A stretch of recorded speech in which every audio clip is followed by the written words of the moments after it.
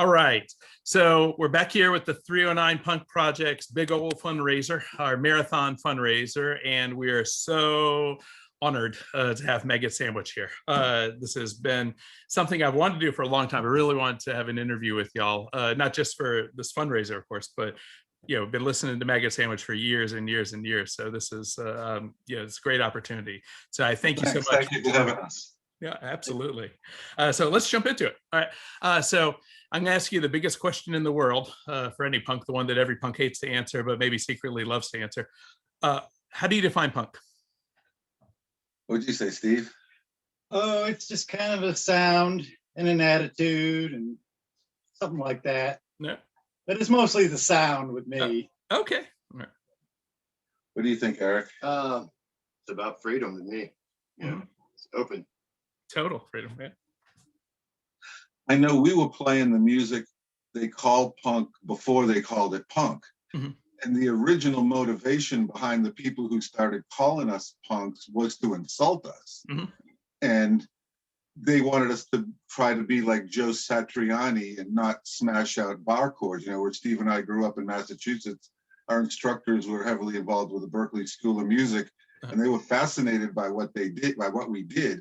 Mm-hmm. And when it became really popular and people loved us, they started calling us punk because it was an insult. Mm-hmm. And at first we took it as an insult, and then we started selling all these records and having all these people come see us, and then we started going, oh yeah, punk, that's fine.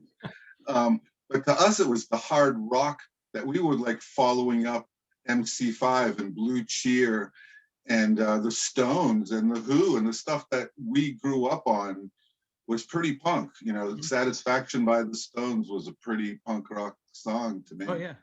Well, definitely an attitude too. So even outside of any, and of course, no one was calling it punk at that point, but that's what it was. Yeah. And when they first started calling us that, we didn't like it very much. Mm-hmm. Well, so how did Maggot Sandwich form? So Steve and I have been playing since we were little kids. I moved to Pensacola in the late 70s, and in 81, he moved here. Mm-hmm.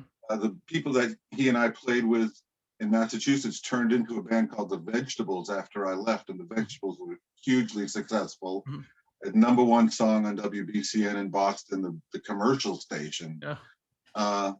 And when he moved down to Florida in 1981, he and I started trying out bass players and started playing and really started writing the material that is Maggot Sandwich still.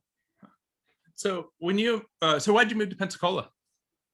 I married a girl from Pensacola Okay, who I went to school with in Massachusetts. Like, her mom lived in Westboro, Massachusetts, where we were from, and her dad lived in Pensacola. Uh-huh. When we got married, he gave us a trailer home in the trailer park that he owned in Pensacola, and we moved here. Oh, okay. And I went to UWF, and it was so much cheaper to live here and than in Massachusetts, and so much nicer that I didn't realize I was going to stay forever until I was here for a little while, and then I didn't want to leave. I only thought I'd be here for 6 months, and that was in 1995. Right. So. and like, who knew Pensacola was here or anywhere else? And like, where we grew up in Massachusetts, Florida was Miami and Orlando and the Space Coast, stuff like that. But we love it here. We always have. Well, so what was the punk scene like, though? So I know loving it here and coming over here is different than getting involved with the punk scene. So what was the punk scene like when you first got here? When I first got here, I'd go out to Machine Gun Kelly's and to the Handlebar and to McGuigan's Speakeasy to see if anybody good was playing at any of them. And sometimes it would be somebody, like I saw REM before they were famous at McGuigan's Speakeasy. Handlebar, my favorite band there was like Beach Monkeys. You're the only person who's told me that you saw REM, because I keep hearing about this legendary show, but I haven't known anybody who actually went. I actually bought their 12-inch from them and still have it. The one with the great something about wolves. I can't remember the name of it, but it's a 12-inch EP, and it's the best thing they ever put out. But they were off the walls. They were great. Having already been in punk rock scenes, to me, that wasn't the punk rock band or a punk rock show, but I really liked them. It was a band from South Georgia called the Rakes, who were regulars at McGuigan Speakeasy who were great. They were just a great hard rock, Southern rock band. And so I don't know if there was what I would call a punk scene until the all ages shows started. What do you think, Steve? Yeah, it kind of materialized slowly, because that show at McGuigan's he was talking about, that was the first show I saw coming to Pensacola around that time. So I didn't know who REM was or the Rakes or anyone, but we were just looking to see what was out there and looking for a bass player, and we found one the first year and started up from there. But yeah, it just kind of happened slow, because the band just started forming back when we started doing all ages shows, and then bands would come out of the woodwork and last for a little while and then be gone. That was kind of the scene in Pensacola. When we started putting on our own shows, not at bars, that were all ages shows, the crowd grew exponentially. It suddenly then became a punk rock scene that people that liked punk rock were packing the shows. I think the first big one was Agnostic Front at the Mix. Oh yeah. In 1985. That was probably the big, what seemed to me to be like a punk rock scene show with touring punk bands playing all originals, not cover bands. Yeah. All ages, all the biggest shows we've ever played were really all ages shows, not at bars. So was that the first show that you put on? Was the Agnostic Front one? Yeah. Well, because it's easy to see just by looking at the flyers, just a pre-Maggot Sandwich and a post-Maggot Sandwich time. And I have to say that the pre-Maggot Sandwich time almost doesn't seem to exist, as far as the record, at least, when I'm looking at flyers and I'm looking at everything else that goes along with it. Because when we see that, then from really the Agnostic Front show on, then your names are stamped on everything. And prior to that, to be honest, I can't think of too many flyers, things that people saved afterwards. But they saved those flyers. And we played quite a few times at the Handlebar before that, but it was like you had to play 3 45-minute sets a night, 2 nights in a row back then to play the Handlebar. So you had to play, we had 1 45-minute set of originals, so we had to play 2 sets of covers. And so it wasn't really a Maggot Sandwich show. Most of the people that frequented there didn't like us. We were too hard and nasty for them. When we started playing the all ages show and the kids could come, that's who liked what we were doing. Yeah. So how hard was it to get people to come to the shows? Not at all. Yeah. We were shocked at, of course there was no computer. We had a mailing list. We had people in Mobile and people in Panama City that we'd send posters to every show, and they'd post them at the record. We had a big contingent of Mobile people that would come over. People that come over from Fort Walton and Panama City and down from Alabama. And we were shocked at how it, both with the sales of our records and cassettes, which, we sold cassettes, and when we made enough money, we put out our first record. We made enough money putting out 7 inches that we put out a 12-inch. But it was always from the growth of word of mouth. From what we were doing, because there really wasn't internet. There were magazines like Maximum Rock and Roll, but not a lot of people in the South read them. And people all over the world knew us more than people in Pensacola did, I think. Yeah. Well, and we made a lot of flyers back then. Well, that explains why we have so many of them too. And it's amazing, actually, that they still exist. Because I know when you were making them, that you probably didn't expect us to have them. How many years ago was that? 35 years later? Right. And when you mentioned flyers, the only flyer I have is like one Beach Monkeys flyer from the McGuigan's before we started doing it. That's the only, because I had like to collect things. I find them on a barroom floor when you leave or whatever. Yeah. But I just have one Beach Monkeys. Yeah. Honestly, I can't think of too many that we have. We have maybe just a couple from a few art places here and there, but really not too many. And I'm not lying too when I say that there seems to be a real pre-Maggot Sandwich and a post-Maggot Sandwich Pensacola punk scene. So the seeds you planted just blew up. Exactly. Well, that's cool. Because he moved back to town a couple of years ago, and then last year we got the band back together and got Eric. Hey. He was nice enough to join us, and he's a great fit, good bass player. So Eric, did you play before with, I guess you didn't play with them before, but were you in other bands before? Yeah, I was in several bands. But before I hang from Hattiesburg, Mississippi, I was in that band for a while. I was in a band here called Dark Star Coven with Shane Renaud. Oh yeah. Yeah. Mike Kimbrell. And, these fine gentlemen asked me to come play with them, so why not? Yeah, right. So I lived in New Orleans for 5 years. There was a huge punk resurgence and a great club in New Orleans called Siberia, which we had regular gigs at. And for 5 years, I lived over there and played with a couple of pro musicians who we considered lifetime members of Maggot Sandwich. When we play shows with the Unnaturals, they're both in the Unnaturals now. Bass player Jen and the drummer Bill. The drummer Bill grew up listening to Steve playing drums. And when I moved to New Orleans, he knew every one of our songs, had all of our records. He plays in a band called the Pallbearers, who are a legendary New Orleans band. So the 5 years that I was there, I had a blast, and the scene kind of ended as fast as it started, the big 80s resurgence. And it ended probably about 2017, maybe. And Siberia has closed and doesn't exist anymore.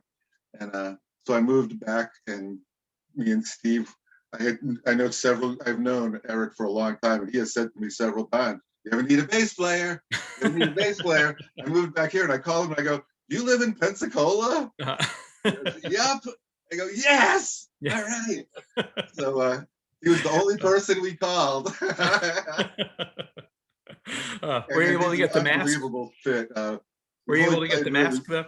It's hard to do the shows right now. We played at Rodeo Rock, and it was a blast. Yeah. A whole lot of people showed up, and it was fun, but it's a tough time to get shows right now. Yeah, it is. It is. But this will end. This will pass soon. Yeah, soon, hopefully. Fingers crossed, right?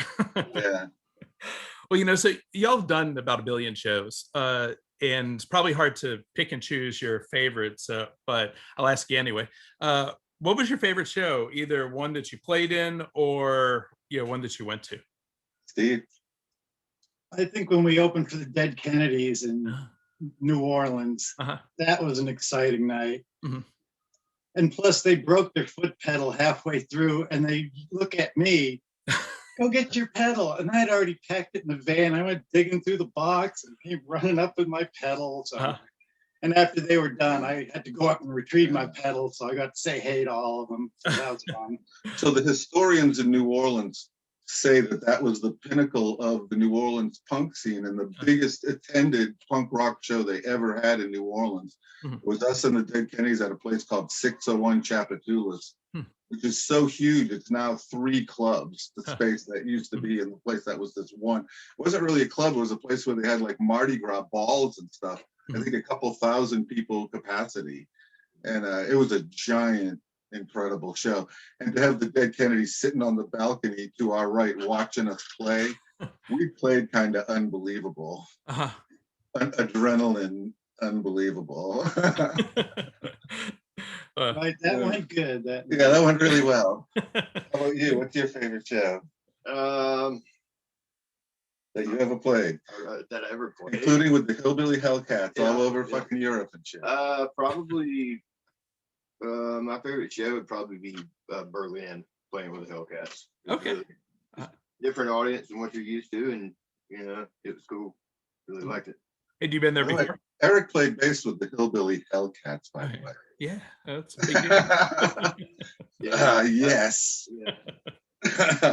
So the Dead Kennedys show is tied for me with the Bad Brains.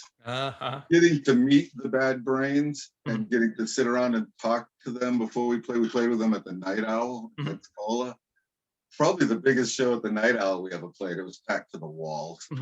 And getting to meet them, of all the famous people that I've ever met, was probably the biggest thrill to me, because I probably admire their music the most. Yeah. And I was so blown away and changed by their music when I first heard them. The tightness and the intricacy and the way they wrote.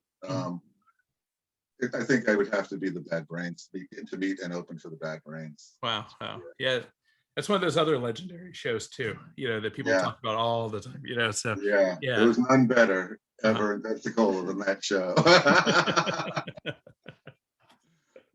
Well, it's hard for me to really understate or overstate how important your band was here locally in Pensacola, but then also just culturally, I'll say here at 309, just like I was telling you in some of those text messages back and forth, that for all of the events that we had here at 309, not to say like events, but really just potlucks, gatherings, friends, and all the stuff, people getting together. I can't think of one where somebody didn't break out, get off the stage. Somebody's just breaking this out, just put it on. Everybody's running around the room and stuff with it. It was such a popular record here at the house. And it just has this long impact, with people. And then what's amazing too is of all the other bands, from not just Pensacola, but also, all the bands that we've mentioned, that you're still around. You're still around. You're still playing. So, what's your secret? It's still fun to smash out rock and roll. Yeah. I think Steve and I were kind of born to play music. Mm-hmm. My grandfather was a concert violinist and a big band leader. Okay. I remember when I realized maybe in 3rd or 4th grade that other people didn't know how to read music. Because like we showed up for 1st grade knowing how to read, write, and read music. We were in a musical family. My mom could sit down at a piano and play concertos from memory, sitting in the living room. She was horrified by what we decided to play. It was equally horrified by our success with it. You didn't play it anymore for her? No. But we love to play music, and we're going to do it as long as we're alive, probably. And another quick story too. My mother hated what we were doing in junior high school. We played for the whole school. We did an Alice Cooper show the last day of school. They had to play. The anti-drug club would do their play. Then they'd have this and that announcements. And they let us play. And we got up there and rocked that school. We played out the rest of the school day on the stage. I don't know how good it was, but we did it. That was in It junior was half high? on Alice Cooper show and half covers. like Rolling Stones. And Chuck Berry. Yeah, we loved doing it then too. And they couldn't believe young kids would jump up there and play for their whole school, but we were practiced up pretty much. I think Eric's probably a lifer. He can play guitar as good as me. He can sing, he can lead sing. Bass playing, we're so lucky that he loves our music and likes to play with us. He's an incredible bass player. And I don't think he's going to ever stop making music of all sorts. Music runs through his veins. Yeah, I'm not going to quit. Yeah. Just where it is. So my last question for you is, what we're doing here at 309 is we're helping to archive a lot of this history. And, we think it's important for a number of different reasons. So I'm curious, what do y'all think about this history? Why do you think that this is important? Well, it was a lot of fun, and I'm glad it's documented, and we're thrilled that people liked what we did. Yeah. Because I think if we had stayed in Massachusetts, we would have been another dime a dozen band. But when we came to Florida, no one was playing like we were. But I ended up in punk bands in the 70s just because I could drum fast, and they'd go, "He's a fast drummer, get him to fill in." And that's how I kind of jumped in with bands, mostly around Worcester, Mass, and Westboro. So we only played Boston twice. Okay. But then when that band disbanded, he's like, "Get down to Florida. I got a spare room for you." Well, before I let you go, I want to play some of your stuff really quickly. I'm going to try and do the screen share, see how well I pull this off. Let's see if I got it. How many people in this video started another band in Pensacola? Yeah. How many people in that slam band? The Stanton brothers. Everybody's in that slam band. You said the Stanton brothers are in this? Oh, yeah. Oh, let's see. Scott and Kent were always there at the shows. And yeah, that 87 video, the people who were in that, everybody. See the letter I'm writing there. No, I tell you what, I'm gonna open up the set with the first video, and then I'll come back with the second one. So we'll Okay. be able to see it without me having to mess around on the screen. Okay. Here. Okay. All right. Well, do y'all have anything you want to add to this? I think we're good, but thank you very much. We take it as a huge compliment. This is that you even wanted to talk to us crazy old dudes. Right. Thank you. We appreciate all the good words from everybody. Yeah. We really can't tell you how much of an honor this is for us, So thank you. We're going to help you guys out any way we can. Let us know anything we can do. Okay. All right. We'll do. Okay. Well, I really appreciate y'all. All right. Thank you.